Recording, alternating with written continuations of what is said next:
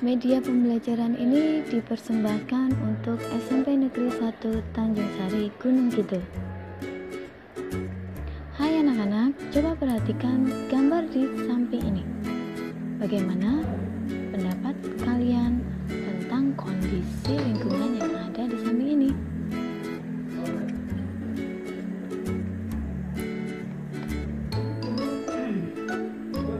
Kotor? Bau? Tidak suka? Atau tidak sedap dipandang?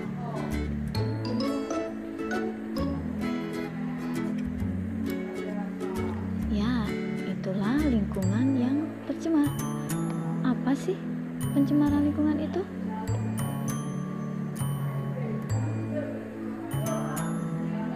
Oke, pencemaran lingkungan adalah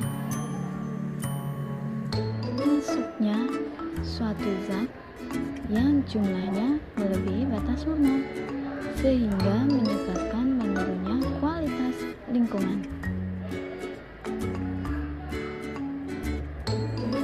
Kemudian pencemaran lingkungan itu berdasarkan tempat terjadinya dibedakan menjadi 3 jenis, yaitu yang pertama pencemaran lingkungan tanah, 2 pencemaran lingkungan air, 3 pencemaran lingkungan udara.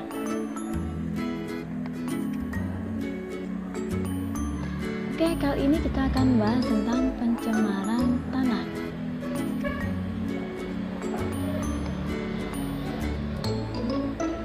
Apa sih pengertian dari pencemaran tanah? Pencemaran tanah adalah menurunnya kualitas lingkungan tanah dikarenakan masuknya zat beracun atau zat normal yang jumlahnya melebihi batasan normal. Kemudian, polutan atau zat pencemar dibedakan berdasarkan bisa tidaknya polutan tersebut diuraikan oleh mikroorganisme. Nah, polutan ini dibedakan jadi 2. Pertama, biodegradable, 2 non-biodegradable.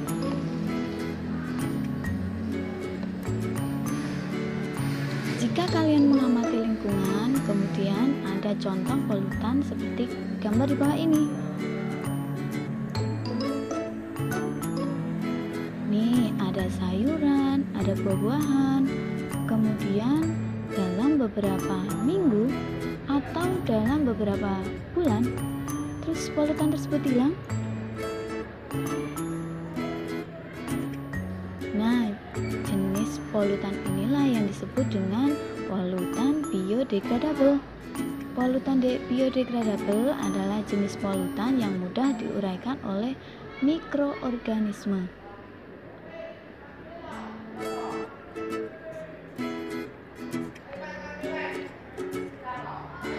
Jenis polutan biodegradable ini bisa dimanfaatkan menjadi pupuk yang berguna dalam pertanian.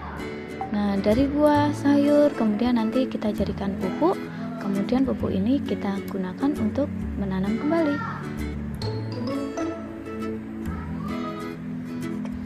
Jika kalian mengamati lingkungan sekitar, kemudian menemukan jenis-jenis polutan seperti pada gambar di bawah ini.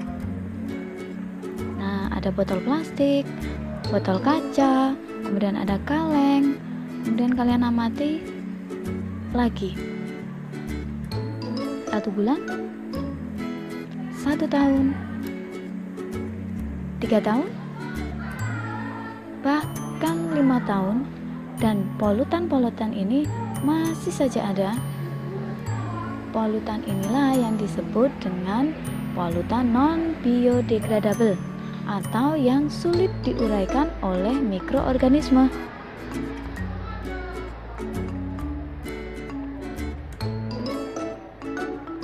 Nah, berdasarkan bahan pencemar atau asal bahan pencemar itu ada 3 jenis.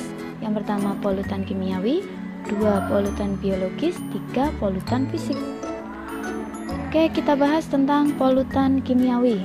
Polutan kimiawi merupakan polutan yang berasal dari bahan kimia. Contoh, deterjen, oli, dan minyak.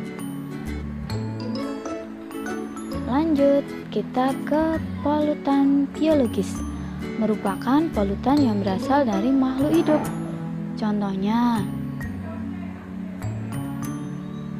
ada bakteri, ada jamur.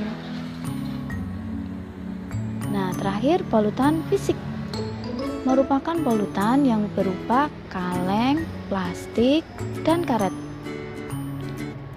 Ini gambar-gambarnya, ada kaleng, kemudian ada plastik, kemudian di sini ada karet.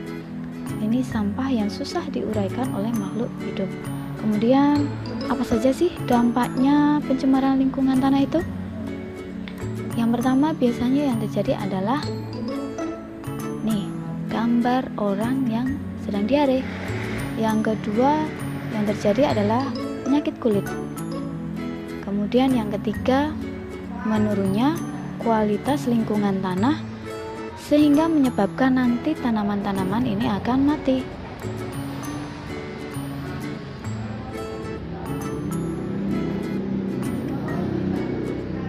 Kemudian bagaimana caranya kita menangani polutan tersebut? Yang pertama, jangan lupa membuang sampah pada tempatnya. Kemudian kita pisahkan jenis-jenis sampahnya, ada 2, organik dan non-organik.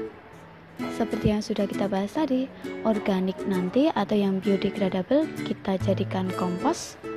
Kemudian untuk yang non-organik ini akan kita olah atau kita tangani dengan 3 cara. Yang pertama, reduce, mengurangi penggunaannya. Yang kedua, recycle, mendaur ulang.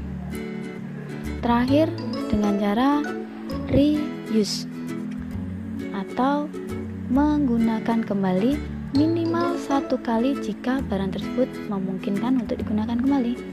Nah, sekian dulu pembahasan kita kali ini tentang pencemaran tanah. Kita akan ketemu lagi dalam bahasan selanjutnya.